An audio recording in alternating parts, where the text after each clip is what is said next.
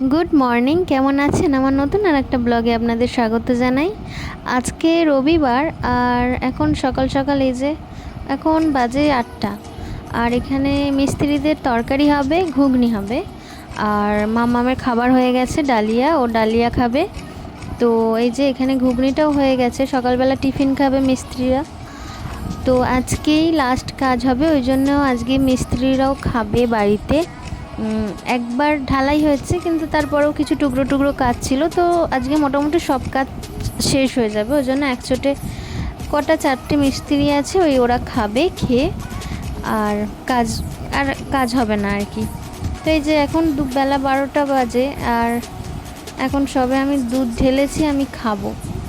আর এখানে লাউ শাকের তরকারি করব, আর ডাল করেছিলাম, ডাল করব আর কি, সিদ্ধ করে রেখেছি, সাঁতাল দেব। এই যে এখানে ডাল সিদ্ধ করা আছে, সাঁতাল দেবো। সকাল থেকে এক ফোঁটা বসার বিরাম নেই, তবু আমাদের কাজের কোনো দাম নেই।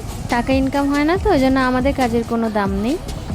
যেখান থেকে টাকা ইনকাম হয় সেই কাজগুলোই ইম্পর্টেন্ট সবার কাছে, সে যাই হোক, কিন্তু কাজ করে যাই। কাজই জীবন মানুষের, কিছু করার নেই, কাজ করতে হবে। তো এখানে মাছের ঝাল হচ্ছিল, আর এখানে মাংস করবো, দেশি মুরগির মাংস এনেছিল, ওইটা করব। এই যে বেশি বেশি করে আলু দিয়েছি, ওই যে বললাম মিস্ত্রিরা খাবে, ওই জন্য বেশি বেশি আলু দিয়েছি। আর এই যে এখানে প্রায় 2.5 কেজি মতো মাংস আছে, এই 2.5 কেজি মাংস এখানে রান্না করছি।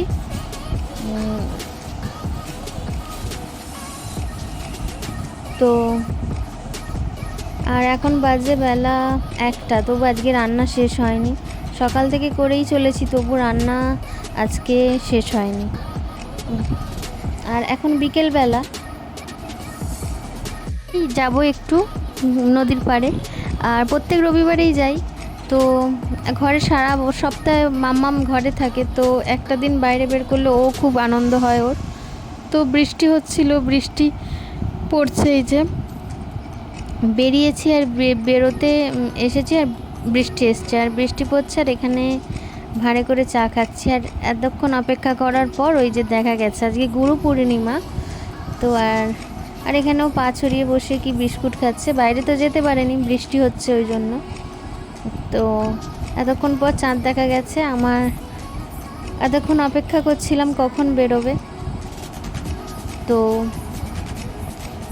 ছোটো থেকেই চাঁদ দেখতে আমার খুব ভালো লাগে,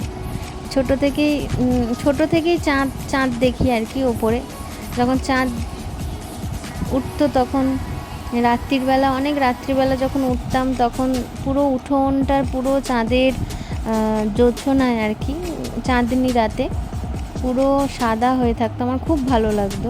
আর এখনও যখন আমি শ্বশুরবাড়ি থাকি, তখন ছাদে উঠি, তখন পুরো আলো হয়ে থাকে চারিদিক। অনেক রাত্রিরে উঠি মাঝে মাঝে, শুধু চাঁদের আলোটা দেখবো বলে।